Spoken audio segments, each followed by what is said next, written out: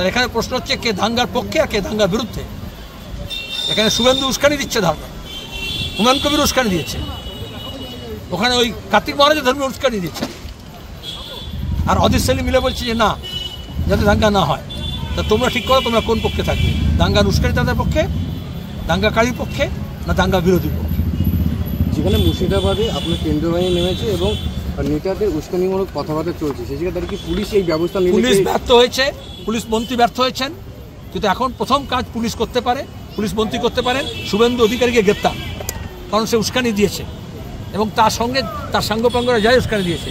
এমন অনেক তৃণমূলের ওখানে মুসলমান নেতা আছে মুর্শিদাবাদে যারা কংগ্রেস ছেড়ে শুভেন্দুর হাত ধরে তৃণমূলে গিয়েছিল, এবং শুভেন্দু এখন বিজেপিতে চলে গেলেও তারা নামে বিজেপিতে নাম লেখায়নি, যেহেতু নামে মুসলমান আছে, কিন্তু তারা বিজেপির হয়ে কাজ করছে, পরিষ্কার করে বলছে। আমি নামে লিস্ট দিতে পারি। দলের পক্ষ থেকে আপনি শুভেন্দু অধিকারী গ্রেপ্তার দাবি জানাচ্ছেন? পরিষ্কার বলছি, সমস্ত দাঙ্গাকারীকে গ্রেপ্তার করতে হবে, সমস্ত উস্কানিদাতাকে গ্রেপ্তার করতে হবে, তার মধ্যে শুভেন্দু শিরোনামে থাকবে।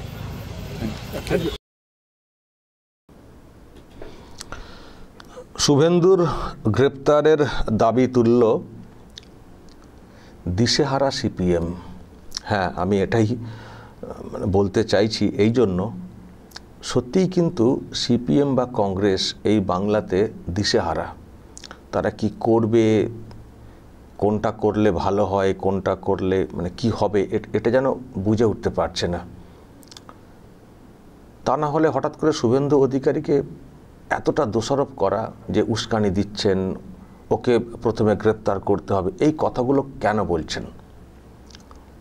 আসলে এটা সত্য যে শুভেন্দু অধিকারীরা যেভাবে এখন পলিটিক্স করছেন, তাতে করে আগামী নির্বাচনে সিপিএম এবং কংগ্রেস এই বাংলাতে সেই অর্থে কলকে পাবে না। কারণ এবারই প্রথম একটা ভোট হবে 2026-এ, সেটা হবে টোটালি মেরুকরণের ভোট, পুরোটাই হবে সংখ্যালঘু ভার্সেস সংখ্যাগুরু। আরও খোলা বললে যেটা বোঝাই, হিন্দু ভার্সেস মুসলিম। যদিও এটা কাম্য না, কিন্তু পরিস্থিতি এই জায়গাতে চলে এসছে। কারণ এই রাজ্যে পরিবর্তন ঘটাতে গেলে এর বাইরে আর কোনো অপশন নেই। ফলে শুভেন্দু অধিকারীরা তারাও কিন্তু প্রথম দিকে এই যে দিকটা, এটা তারা কিন্তু বাছেননি।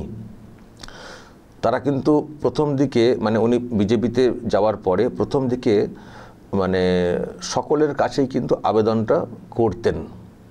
বিজেপির মধ্যে সংখ্যালঘু সেল আছে, সেই সেলও কাজ করত, অ্যাপিল হতো। কিন্তু শুভেন্দু অধিকারীদের যে উপলব্ধি হয়েছে যে এই বাংলাতে সংখ্যালঘু মুসলিম তারা বিজেপিকে ভোট দেবে না, ফলে ওই দিকে তাকিয়ে থেকে লাভ নেই, বরং সংখ্যাগুরু যে সেকশনটা সনাতনী হিন্দু, তাদেরকে ঐক্যবদ্ধ করে ভোট বাক্সে প্রতিফলন ঘটানোর চেষ্টা করি, তাতে যদি পরিবর্তন হয়। কারণ বিজেপিকে মুসলিমরা ভোট দেবে না, ফলে ওই দিকে সময় নষ্ট না করে বরং এদিকে আমরা ঐক্যবদ্ধ হওয়ার চেষ্টা করি বা করার চেষ্টা করি। তো এটা তারা চেষ্টা করছেন। তো সেই চেষ্টা, ওদিকে টিএমসি মুসলিমদেরকে ঐক্যবদ্ধ করার চেষ্টা করছে। তো এটা করতে গিয়ে এখন যা হয়ে দাঁড়িয়েছে ইকুয়েশন, এখন এই বাংলার পলিটিক্স পুরোটাই মেরুকরণ হয়ে গেছে, হিন্দু ভার্সেস মুসলিম, সংখ্যালঘু ভার্সেস সংখ্যাগুরু এইরকম হয়ে গেছে। তো ফলে এদিকে এখন এই লড়াই চলছে, একটা দ্বিমুখী লড়াই, এই বিজেপি ভার্সেস টিএমসি, যে হয় বিজেপি না হয় টিএমসি, এই পর্যায়ে বিষয়টা চলে এসছে যে বিজেপিকে আনবো নাকি টিএমসিকে রাখবো, এই পর্যায়ে চলে এসছে। ফলে এখন সিপিএম, কংগ্রেস বা অন্যান্য দল যেগুলো রয়েছে বাংলাতে, তারা এখন গড়াগড়ি খাওয়ার মতো অবস্থায় চলে এসছে। কারণ মুসলিম যারা আছেন তাদেরকে ভয় ধরানো হচ্ছে যে যদি টিএমসিকে ভোটটা না দেওয়া হয় তাহলে কিন্তু বিজেপি ক্ষমতায় চলে আসবে। তো তাদের মধ্যে এই ভয়টা ঢোকানো হয়েছে, ফলে তারা বিজেপিকে আটকাতে গেলে তারা টিএমসির বাইরে কাউকে ভোট দেবে না। কারণ টিএমসির বাইরে ভোট দেওয়া মানে বিজেপি চলে আসবে না, ফলে অন্য কাউকে কি করে বাঁচবো। আর বাম কংগ্রেস সেই জায়গাতে আসতে পারেনি যে একটা বিকল্প হয়ে উঠতে পারবে, ফলে চলো টিএমসিকে ভোট দিই। ফলে এখনও পর্যন্ত আজকের দিন পর্যন্ত বলবো মুসলিমরা টিএমসির বাইরে খুব কম মানুষ হয়তো অন্যদিকে যেতে পারেন, কিন্তু ম্যাক্সিমাম টিএমসি, কারণ তাদেরকে বিজেপি ভীতি দেখানো হয়েছে। আর সনাতনী হিন্দুরা তারা এই মুহূর্তে বিজেপির বাইরে কিছু ভাবছেন না।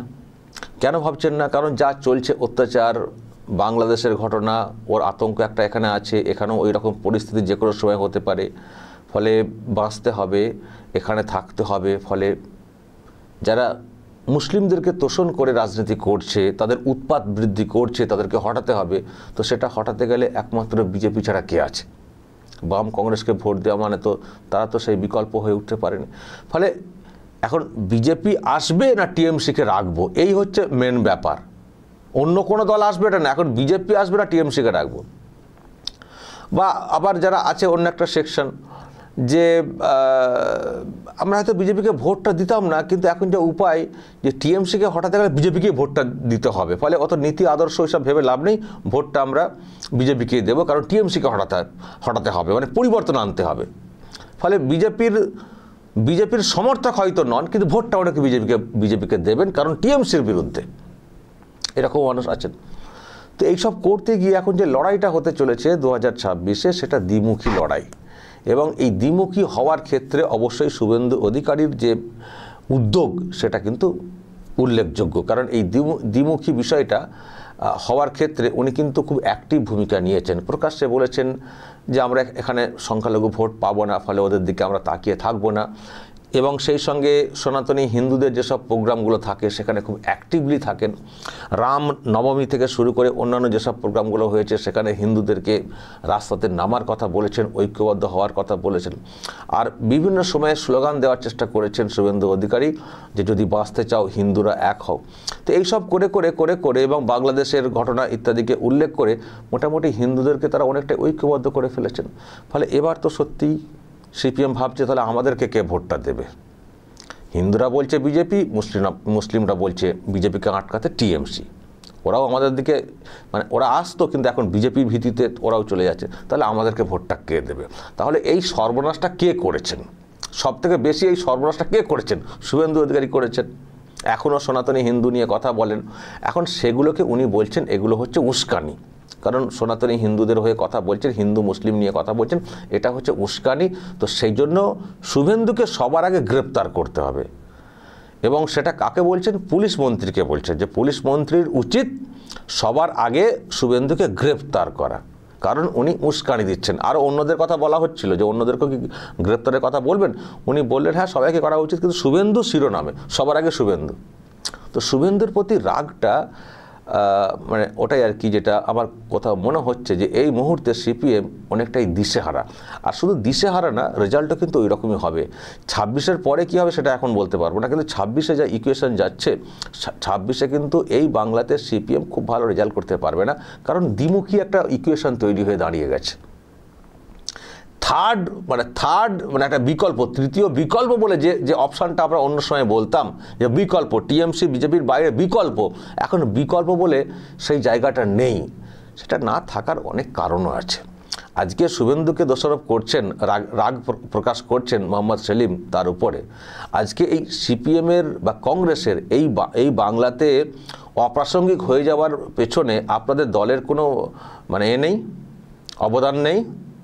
যে টিএমসির বিরুদ্ধে আপনারা এত কথা বলার চেষ্টা করেন এখানে, সেই টিএমসি যারা আছেন তাদেরকে নিয়ে দিল্লিতে গোলটেবিল করবেন, ইন্ডি বৈঠক করবেন, একসঙ্গে বসবেন, উঠবেন, সেটা বাংলার মানুষ দেখছেন না, জানতে পারছেন না, বা অন্যরা কেউ বলবেন না সেই কথাটা মানুষকে বোঝানোর জন্য।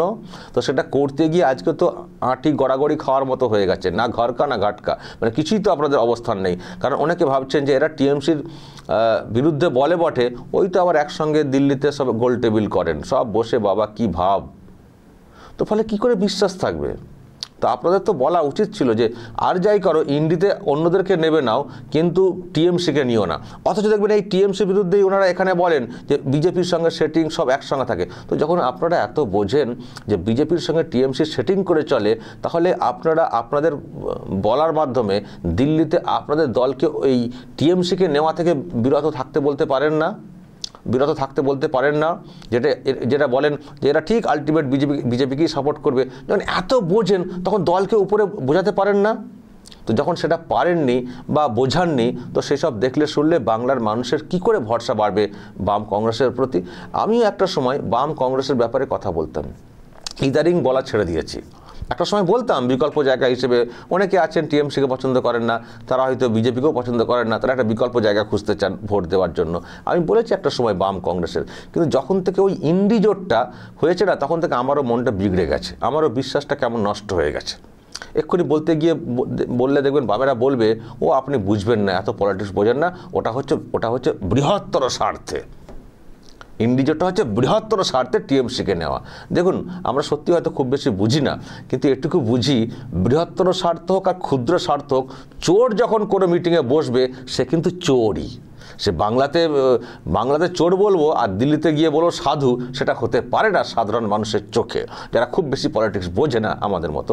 আমরা এটুকু বুঝি চোর চোরই। তো যখন তুমি চোরের সঙ্গে সেখানে বসতে পারো, সেই এখানে চোর বলে একটা আলাদা অবস্থান নেবে, সেটা মানুষ কী করে বিশ্বাস করেন? তো সেই জায়গা থেকে বিশ্বাসটা নষ্ট হয়েছে এবং অপ্রাসঙ্গিক হয়ে পড়েছে এই দলটা।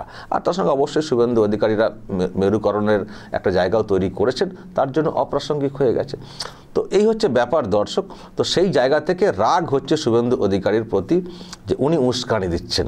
আচ্ছা, উনি উস্কানি দিচ্ছেন এবং বলছেন যে মুখ্যমন্ত্রীর উচিত এ করা, শুভেন্দুকে প্রথমে গ্রেপ্তার করা। আচ্ছা, মুখ্যমন্ত্রী উস্কানি দেননি, তাহলে তাকে কে গ্রেপ্তার করবে? সেই আওয়াজটা তুলবেন না? আপনি শুভেন্দুকে টার্গেট করে ফেলছেন। টোটাল যে ঘটনা ঘটছে সব শুভেন্দু অধিকারী উস্কানি দিয়ে দিচ্ছেন, মুখ্যমন্ত্রী উস্কানি দেননি। আপনি তো হয়তো জানবেন, নিশ্চয়ই খোঁজ রাখেন, সিদ্দিকুল্লাহ চৌধুরী একটা সময় আপনাদেরকে অনেক বেগ দিয়েছেন, তখন আবার এখন তো দলে মিশে গিয়ে অন্যরকম হয়ে গেছেন, যদিও তিনি আবার দলের তৃণমূলের কাছে এখন বোতলবন্দি। তো উনি যে ওই কলকাতার যেদিন প্রোগ্রামটা হলো, সেদিন যে বললেন যে আমাদের প্রোগ্রামে মুখ্যমন্ত্রী খুব খুশি হয়েছেন, দপ্তর থেকে ফোন এসেছিল, মুখ্যমন্ত্রীর দপ্তর থেকে ফোন এসেছিল। তো ওই যে দপ্তর থেকে ফোন করা, তো সেটা কি উস্কানি ছিল না?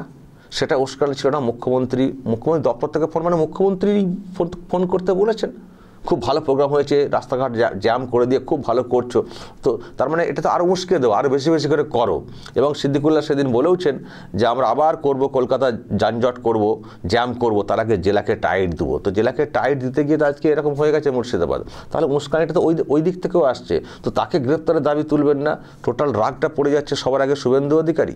একবার শুনুন, যদি শুনে না থাকেন, যে মুখ্যমন্ত্রীর দপ্তর থেকে ফোন এসেছিল বলে কিভাবে সিদ্দিকুল্লাহ চৌধুরী উপস্থিত লোকজনদেরকে কার্যত ওই উস্কানি বার্তাটা দিয়েছিলেন। একবার শুনুন। মুখ্যমন্ত্রী অফিস থেকে ফোন এসেছিল করে এসব সমাবেশ থেকে তিনিও সন্তুষ্ট। মুখ্যমন্ত্রীর বক্তব্য বিধানসভায় আপনার মুখে তথা প্রস্তাব এনেছি, আমার রাজ্যে সরকার আইন আমি বলবৎ হতে দেব না। এই যে প্রোগ্রামটাতে খুব সন্তোষ প্রকাশ করেছিলেন এবং বলেছেন যে আমি এই আইনকে লাগু করতে দেব না। তো এইসব বলা মানে যারা ওখানে জমায়েত হয়েছিলেন তারা তো আরও উস্কানি হয়ে, তারা উৎসাহ পেয়ে গেলেন। তো উৎসাহ পেয়ে গিয়েই তো আজকে জেলায় গিয়ে এইসব করেছেন। এবং আবার বলছি, সিদ্দিকুল্লাহ সেদিন বলেওছেন যে জেলাকে আগে টাইট দিই, তো টাইট দিতে গিয়ে আজকে ফাইট হয়ে যাচ্ছে, দাঙ্গা হয়ে যাচ্ছে। তো তাহলে মুখ্যমন্ত্রীর দোষ না? আপনি মুখ্যমন্ত্রীকে, মানে পুলিশ মন্ত্রীকে বলছেন তার প্রথম কাজ হচ্ছে শুভেন্দুকে গ্রেপ্তার করা। তো দাঙ্গা টাঙ্গা যেগুলো হলো শুভেন্দুর উস্কানি হয়ে গেল, তাহলে মুখ্যমন্ত্রীর এগুলো উস্কানি না? একটা জমায়েতকে দেখে রাস্তাঘাট যানজট করে ইত্যাদি করে কী সব প্রোগ্রাম হলো, তাতে তিনি সন্তুষ্ট হয়ে গেলেন। তো তার গ্রেপ্তারের দাবিটা কোথায়? আপনাদের সেই ঘুরিয়ে ফিরিয়ে নো ভোট টু বিজেপি পর্যায়ে চলে এসছেন। নো ভোট টু বিজেপি বলে ওই কি হবে? তৃণমূলের লাভ হবে, আপনাদের কিছু লাভ হবে না। লাভ হয়নি তো। নো ভোট টু বিজেপি বলে তো বিজেপির ক্ষতি হয়েছে হয়তো কিছুটা, কিন্তু তৃণমূলের লাভ হয়েছে। তো বাংলার মানুষের কি সুবিধাটা হয়েছে? যদি তৃণমূল বিজেপি টোটালটাকে সরিয়ে আপনারা যদি বলেন যে একটা আলাদা বিকল্প, তো সেটা কি করতে পেরেছেন? পক্ষান্তরে আপনারা টিএমসির লাভ করে দিয়েছেন। আবার বলছেন শুভেন্দুর বিরুদ্ধে আপনার যত ক্ষোভ, আর এখানে যে কীভাবে অন্যভাবে উস্কানো হচ্ছে সেসব নিয়ে আপনি খুব বেশি বলছেন না। যাই হোক, সেটা আপনাদের পলিটিক্যাল ইকুয়েশন হতে পারে, আপনি সেটা কি করছেন, কতটা করতে পারছেন দলের জন্য, সেটা আমরা 26-এর রেজাল্টই বুঝতে পারবো। দর্শক বলবেন যদি আপনাদের আরও কিছু বলার থাকে এইসব নিয়ে অবশ্যই বলবেন, কমেন্ট বক্সে নজর রাখবেন আরামবাগ টিভিতে।